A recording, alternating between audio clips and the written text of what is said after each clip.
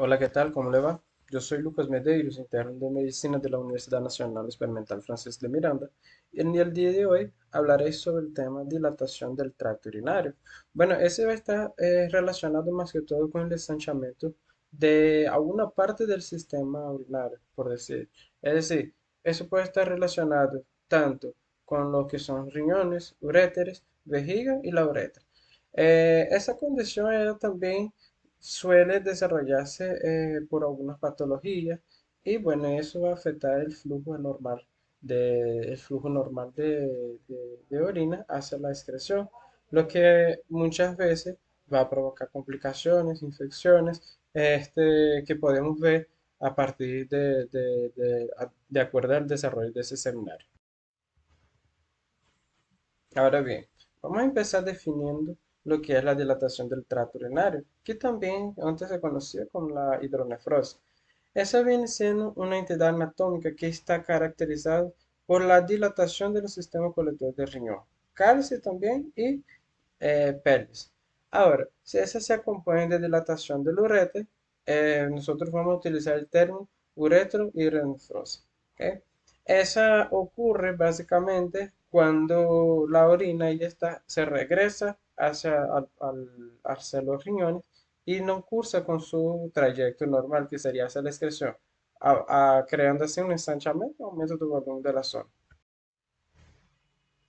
Por ende, cabe destacar que el uso de los términos como hidronefrosis, pieloctasis, uronefrosis, muchas veces va a estar mal empleado, por lo que se entiende que esa patología de dilatación del tracto urinario no es siempre un sinónimo de una neuropatía obstructiva. Entonces tenemos que estar claros con esa definición para poder entender mejor el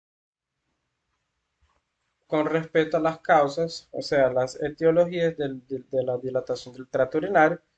Podemos clasificarlas en dilatación del tracto urinario por la obstrucción de la vía. Podemos también considerar las que hacen reflujo a nivel vesículo-ureteral. También podemos hablar de las infecciones urinarias y también de malformación. El mismo embarazo en caso de adultos, de las mujeres adultas podemos considerar. Neuropatías también. ¿Ok? Acá les voy a mencionar una de las principales que vemos en dado caso en la pediatría. La primera tenemos la dilatación transitoria de la vía urinaria, que esa va a estar entre un 40, 80, casi 90% de los casos. Tenemos síndrome de la unión pielo-ureteral, que llega hasta un 30% de los casos. Y tenemos el reflujo vesículo-ureteral, que puede llegar hasta 20% de los casos. Además de esos casos, tenemos el uretre ectópico, tenemos la displasia renal, las válvulas de uretra posterior. Podemos hablar también de estenosis vesículo-ureteral o de estenosis pielo-ureteral. Y tenemos también la uretrocele. Aún a nivel prenatal, nosotros podemos detectar la dilatación del tracto urinario. Y se dice que el diagnóstico precoz de esas dilataciones o de esas anomalías es importante para poder saber cómo llevar el caso y cómo recomendar el tratamiento. Se puede detectar entre 1 a 2% de las anomalías genitourinarias, ¿ok? Dentro de lo que es la ecografía prenatal. Las dilataciones mínimas piélicas, esas pueden llegar a un 50% de los casos, nosotros podemos detectar en la ecografía. Tenemos que esas patologías van a ser más frecuentes en las niñas que en los varones, es decir, una relación 2 para 1. Y también distinguir pacientes con riesgo renal, eh, o también pacientes que tienen variaciones anatómicas sin consecuencia para la función renal. Es decir, esa detección a través de la ecografía prenatal nos puede eh, dar un mejor pronóstico al paciente una vez que conozcamos las variaciones anatómicas que puede presentar, y así poder mejorar mejorar la calidad de la fisiología renal al nivel donde está en la alteración, y también para conocer ya su patología o su malformación en dado caso. Nosotros vamos a clasificar la dilatación del tracto urinario en 4 grados. El primer grado, él va a estar relacionado con la dilatación de la pelvis renal. Y nosotros no vamos a observar ningún otro hallazgo importante. En la imagen vemos aquí a la izquierda, observamos la pequeña dilatación de esa pelvis renal. Ya en el grado 2 nosotros vemos tanto la dilatación a nivel moderadamente a nivel de la pelvis renal y se puede observar la dilatación de algunos cálices. En cambio, en el grado 3 nosotros vemos todos los cálices de los con un parénquima renal normal y vemos también una dilatación de la pelvis, es decir, todas las pelvis y todos los cálices van a estar aumentados de tamaño, van a estar más anchos y ahí nosotros podemos observar que el parénquima normal va a estar normal, es decir, esa parte más externa de la tercera imagen ella está normal, su borde, pero adentro nosotros observamos primero la pelvis, ¿ok? Que está súper dilatada y los cálices también están todos dilatados. En el grado 4 nosotros vamos a tener una imagen así muy parecida a la anterior, que era 3 al grado 3, pero nosotros vamos a ver un adelgazamiento del parénquima renal, ¿ok? Nosotros observamos que tiene una línea ahí que nos limita y disminuye ese grosor de la pared externa del riñón. En ese apartado yo quiero mencionar las principales sintomatologías que podemos observar en un paciente que presente la dilatación del tracto urinario. Pero eso va a variar también según la causa, según la gravedad y las condiciones agudas o sea crónicas en este caso. Pero aquí yo voy a poner una sintomatología más común. Ojo, no son síntomas que vamos a utilizar para hacer diagnóstico, porque el diagnóstico lo vamos a hacer a nivel imagenológico. Igual que su tratamiento, la conducta se le va a hacer directamente al nefrólogo, por lo que no lo voy a abarcar en este seminario. Entonces, aquí tenemos a nivel, el primer síntoma que podemos observar es el dolor, principalmente a nivel lumbar y abdominal, puede ser unilateral o bilateral, depende de la afectación. Es un dolor tipo cólico que vamos a observar, dolor intenso, fluctuante. Muchas veces cuando tenemos presencia de obstrucción, se le va a sentir eso. Y también molestia a nivel de la parte baja del abdomen y a nivel del hipogastro. A nivel de cambios miccionales podemos observar una oliguria, podemos también ver disuria, la urgencia urinaria y también vamos a tener aquí uno de los que es bastante común, la sensación de vaciamiento incompleto de la vejiga. Además de eso, en dado caso de que haya signos de infección urinaria, el paciente puede cursar con fiebre, escalofrío, principalmente cuando se tiene una pielonefritis. También puede tener cambios a nivel de la orina, se puede presentar con mal olor y con un poco más turbia. ¿Ok? A nivel de edemas, podemos observar a nivel tanto abdominal, principalmente. En algunos casos se puede cursar con náuseas y vómitos y no es muy común, pero lo que es poner acá que se puede cursar también con hematuria. ¿Ok? Entonces esos serían los signos generales, los síntomas generales que se puede observar, pero no son criterios diagnósticos, hay que averiguar la causa. A nivel ecográfico, para poder saber si hay una dilatación del calcio o no, bueno, más que todo a nivel ecográfico, nosotros vamos a observar algunos criterios. Dentro de esa dilatación, nosotros observamos primero el grosor del parénquima renal. Nosotros podemos observar vejiga, podemos observar también la apariencia que tiene el parénquima renal, a ver principalmente la hoja más externa, el bordecito de esa capa más externa del riñón, a ver en el eco si nosotros observamos que está más adelgazada o si está más engrosada o si está normal. ¿Ok? Vemos también el uréter. El uréter nosotros podemos ver un ensanchamiento más que todo del polo más proximal hacia el riñón. ¿Ok? Un ensanchamiento y nosotros vamos a ver eso reflejado un poquito más ancho en la imagen. Y también podemos ver el diámetro antero-posterior de la pelvis renal, que nosotros en el eco la vamos a medir en milímetros. Entonces, ese es el sistema de clasificación de la dilatación del cálice según el tipo de la dilatación del trato urinario.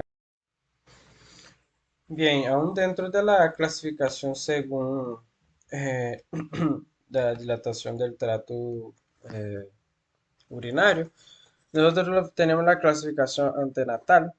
Esa se clasifica entre normal, grado uno, grado 2 y 3. Ahora bien, cuando la clasificamos como normal, nosotros la vamos a clasificar como normal cuando vemos el diámetro antero-posterior de la pelvis renal menor de 4 milímetros cuando todavía él está en segundo trimestre. O también la podemos considerar normal cuando tiene menor a 7 milímetros en tercer trimestre, desde que no presente ninguna otra alteración a nivel de la imagen ecográfica.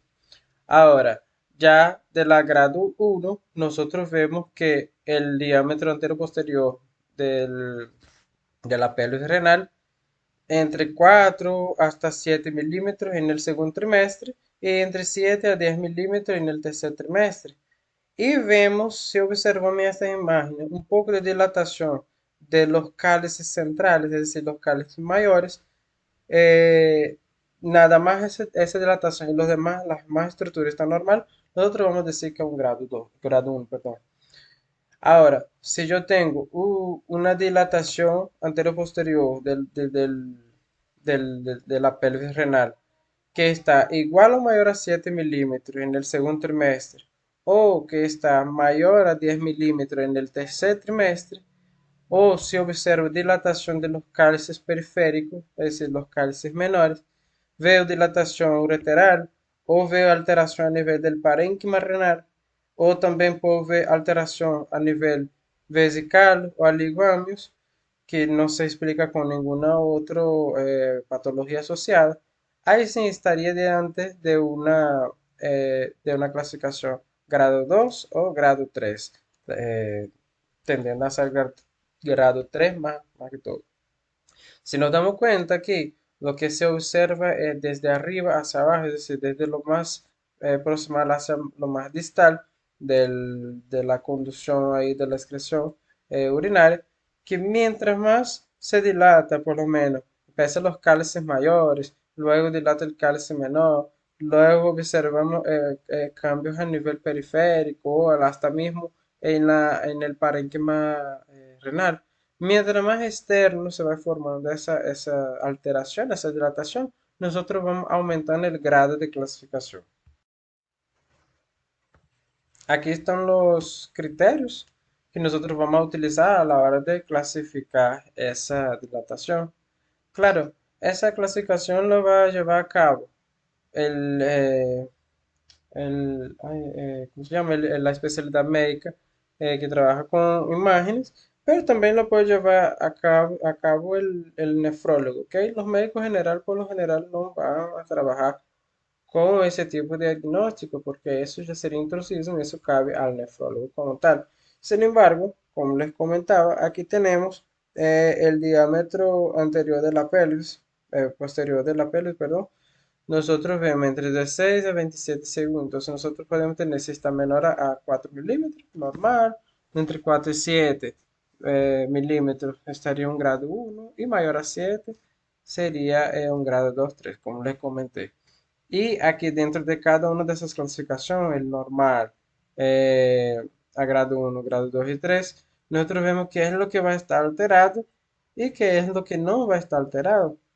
Si nosotros nos fijamos bien en esta tabla, vemos que lo que son los uréteres, el aspecto renal del parénquima renal, vemos el grosor renal, observamos la vejiga, vemos que toda esa estructura, independientemente del grado, ellas van a estar prácticamente sin alteración, porque las alteraciones más que todo se observan a nivel de los cálices renal, ¿ok? Entonces, solamente para acotar. Ahora, aún dentro de la clasificación que yo me refería anteriormente, nosotros vamos a observar que dentro de la misma clasificación nos va a exigir algunas conductas que se debe llevar a cabo dependiendo de lo que se encuentra a nivel imagenológico. Por lo menos si yo observo cuando le comentaba anteriormente, en la imagen anterior, que tenía una dilatación menor a 4 milímetros, en dado caso del tercer trimestre, estaría hablando de una dilatación de la clasificación estaría normal. Si yo tengo esa menor, esa dilatación, esa menor a 4 milímetros de dilatación, estando en tercer trimestre todavía, nosotros nos vamos a precisar un control postnatal. Ahora, si esa ya está menor de 7 milímetros, ¿ok? Ahí sí ya se podría pensar en realizar un control entre los 6 y 7 meses de edad y ahí nosotros vamos a mandar para valorar el pediatra de la atención primaria. Ahora, si esa dilatación está un poco mayor, nosotros tenemos ya una clasificación de grado 1, ¿ok? Prenatal grado 1. Eso nos sugiere una ecografía de control en los 7 días hasta un mes de edad. Y eso quien debe evaluar vendría siendo el pediatra. Y dependiendo, ahí se puede derivar a nivel de radiología y también de radiología se puede derivar directamente a nefrología pediátrica, según lo que se observe a nivel de las imágenes que se valoran. Ahora, si yo tengo ahí una dilatación mayor a 20 milímetros, es decir, perdón, si tengo entre igual o mayor a 10 milímetros hasta 20 milímetros, si yo observo una dilatación a nivel de los cálices, si tiene alteraciones, algunas otras alteraciones a nivel de ecográfico, nosotros ahí debemos realizar un control en 7 días o también se puede llegar hasta el mes de edad, pero ese paciente es candidato para acudir consulta de nefrología pediátrica para ver cuáles son los reales resultados y cuál es la conducta a tomar. Ahora, si yo tengo eso, la dilatación mayor a 20 milímetros, entonces nosotros vamos a recomendar la ecografía ya de primeras 24 horas a máximo 2 días. Y si nosotros observamos que realmente hay una dilatación bilateral del recién nacido, este principalmente si es varón, nosotros tenemos que sospechar de alguna patología. Entre eso podemos sospechar de la presencia de válvulas de ureter posterior y bueno, y ahí ya deriva la realización del sondaje vesical luego ya del nacimiento para evitar complicaciones de esa condición. Ahora vamos a ver cuál sería el paso a paso, es decir, el manejo que vamos a llevar en dado caso de esas patologías, según su nivel de afectación. Aquí tenemos que lo que vamos a abordar aquí, él no va a estar, eh, em, no va a estar recomendado, no está estratificado según cada tipo de dilatación separada. Ahora, tenemos que llevar a cabo aquí que la dilatación ambos cálices, o sea, de ambos riñones, o sea, la bilateral, aunque en muchos casos supone un mayor riesgo de uropatía, no es un criterio como tal que vamos a valorar aquí. ¿Ok? Entonces, el manejo según la estratificación del riesgo según la clasificación de la dilatación del tracto urinario. Nosotros vemos aquí de inicio que yo tengo la clasificación 1 que es de bajo riesgo. Eso se recomienda un control, ¿ok? Como les comentaba, después de las 32 semanas de gestación. ¿Ok? En este caso, ya al final, que sería de alto riesgo, nosotros se debería aconsejar realizar el eco de cada 4 o 6 semanas para tener un mejor control durante el tercer trimestre. Aquí les dejo un algoritmo donde él va a mencionar la ecografía prenatal del tercer trimestre, ¿ok? Que valorando eh, entre mayor a las 28 semanas de gestación y bueno, hasta la 32ª semana de gestación. Y aquí nosotros vemos dentro de la misma clasificación que hemos mencionado, qué es lo que vamos a observar y cuál es la conducta a tomar. ¿Ok? Entonces aquí ese cuadrito me gusta bastante porque él hace un resumen desde de la clasificación hasta la conducta para cada una de las dilataciones. Entonces los invito a darle pausa en el video para que puedan mejor aprender esa clasificación y esa tabla como tal, ese algoritmo, porque le va a servir para estudiar mejor. Ahora, se tratando de la clasificación a nivel postnatal, también vamos a tener grado 1, 2 y 3. Aquí, igual que en lo anterior, vamos a considerar eh, hacer la estratificación de una manera unilateral, o sea, es decir, cada riñón por separado, porque la clasificación bilateral a veces nos puede conllevar a resultados que no son tan específicos, por lo que muchas veces va a suponer un riesgo mayor de uropatía. Y bueno, ni siempre es un criterio que vamos a valorar. Entonces tenemos dentro del grado 1, aquí se espera encontrar dilataciones menor a 10 milímetros, sin otro hallazgo ecográfico, ¿ok? Eso sería normal. Ahora, dentro de la grado 1, nosotros ya vamos a ver una dilatación entre 10 a 15 milímetros. Y también vemos dilatación de esos cálices centrales. En cambio, en la grado 2, los cálices periféricos también van a estar dilatados. O vamos a ver una dilatación a nivel de los uréteres. Y aquí vamos a ver que el diámetro entero posterior va a estar mayor, igual o mayor a 15 milímetros. Y a grado 3 tenemos la misma, partimos del mismo principio de una dilatación del diámetro entero posterior mayor o igual a 15 milímetros o menor en este caso, pero nosotros podemos asociar desgastamiento del parénquima renal. Nosotros vamos a ver esa capita un poquito más fina o alteración a nivel del parénquima renal o también de la vesical a nivel de vejiga. Eh, ¿Qué más podemos ver aquí? Bueno, también puedes ver a nivel del cálice y del uretre, podemos observar poca dilatación, aunque en muchos casos eso va a estar presente y no necesariamente estamos diante de una clasificación grado 3, ¿ok? No porque que esté presente no significa que sea un grado 3. Así como hice en la clasificación la clasificación prenatal anteriormente, aquí le dejo la tabla con la clasificación de la dilatación del trato urinario para los postnatal. Aquí exactamente, prácticamente igual lo que les comentaba anteriormente. Lo que vamos a observar aquí es que a nivel del grado 2 y grado 3, lo que son las estructuras de uréteres, nosotros podemos ver alteraciones en ellos, ¿ok? Podemos ver alteración de dilatación a nivel de vejiga, a nivel de parénquima, el aspecto del parénquima, a nivel del grosor del parénquima, nosotros podemos ver una dilatación de lo que es del espesor de esas estructuras, ¿ok? Más que todo a nivel del grado 3. Vemos también aquí a nivel del diámetro entero posterior de los cálices renal, vamos a observar que en el grado 3 esa dilatación va a ser mayor o igual a 15 milímetros. En cambio, en la grado 2 va a estar menor o igual a 15 milímetros. La grado 1 va a estar entre 10 a 15 milímetros y al normal, y la clasificación normal, eso va a estar menor a 10 milímetros, que es lo que se espera. ¿Ok? Em, Básicamente serían esas alteraciones que podemos observar.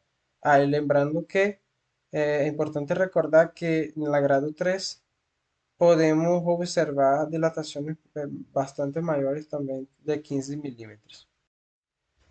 Bueno, aquí observamos eh, cómo se ve las dilataciones central y la dilatación periférica. En la dilatación central, nosotros observamos en la imagen que está a la izquierda, donde vemos que los cálices centrales están más anchos, Ya en la imagen que está a la derecha de la pantalla vemos que hay un mayor calibre y se observa como no son fenestraciones, sino que dilatación de ese mismo cálice periférico, ¿ok? Y se puede ver nítidamente a nivel ecográfico. Diferentemente del diagnóstico prenatal, que muchas veces podría ver el pediatra, muchas veces de la atención primaria, ¿no? Como les comenté, diferentemente de eso, aquí el diagnóstico postnatal y el segmento evolutivo no hay para dónde escaparse. Aquí nosotros tenemos que derivar al servicio de nefrología, sea grado 1, 2 o grado 3. Y ahí se definirá su conducta como tal. Por lo menos lo que es en la grado 1, eh, por lo general, aparte de derivarse a la consulta como tal, se van a añadir pruebas de orina. Podemos también hacer el control ecográfico a cada 6 meses si el paciente está asintomático, ¿ok?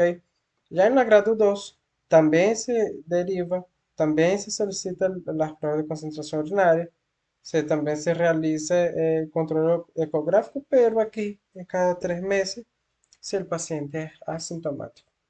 Ahora, en la grado 3 va a existir una sospecha de obstrucción, ¿verdad? Porque la dilatación, supongamos que tenemos una dilatación ahí de mayor a 20, perdón, si tenemos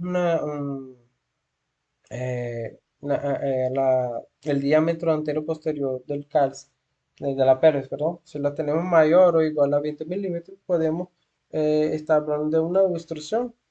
Entonces se recomienda aquí iniciar el tratamiento profiláctico con antibiótico terapia, que eso será ya sería un carácter del nefrólogo pediatra que va a realizar este segmento. ¿Ok? Eh, y aquí sí se va a llevar a cabo ecografías más seguidas, pero no antes del mes de vida. Ok, entonces como les comentaba, en la ecografía prenatal les dejé un algoritmo, tanto de evaluación, de diagnóstico y también de conducta. Igual tenemos aquí un algoritmo para la ecografía postnatal. Vemos las tres clasificaciones, donde encontramos una ecografía normal o fisiológica. Vemos también aquí la postnatal grado 1, 2 y 3.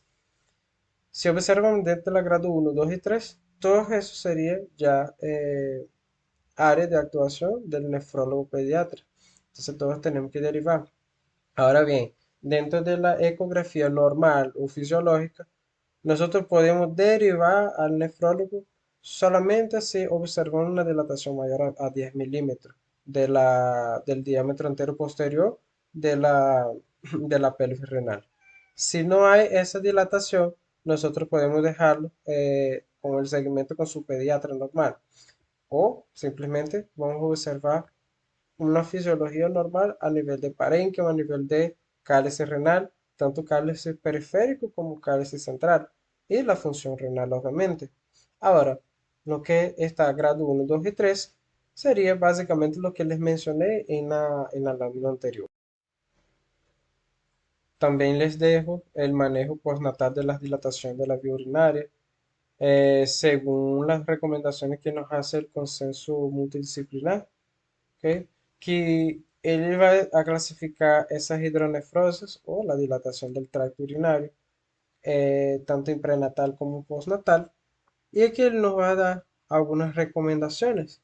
¿Ok? Y entonces les invito a que las lea con calma para observar las principales diferencias que hay en la recomendación del algoritmo anterior con la recomendación que hay en este algoritmo del consenso multidisciplinar. Que básicamente lo que cambia son las horas y el periodo en que se va a realizar el control ecográfico. ¿Ok? Que muchas veces podemos ver entre 1 a 3 meses, otro hasta 6 meses. Va a depender mucho del algoritmo que vayamos a utilizar. Bueno, eso sería todo con respecto a la dilatación del tracto urinario. Aquí les dejo las referencias que fueron consultadas para la realización de esas diapositivas. Se utilizó la revista Canaria de Pediatría, que está disponible en el link, en el enlace que estoy dejando ahí. Y ahí nos habla del protocolo de diagnóstico terapéutico de las nefrologías pediátricas a nivel de las uropatías obstructivas. También les dejo el link, el enlace, para el protocolo de atención de paciente con diagnóstico prenatal y postnatal de la atención del tracto urinario. Y ahí les dejo para que puedan consultar y leerlo con más profundidad. Muchísimas gracias por su atención y que tengan todos un excelente día.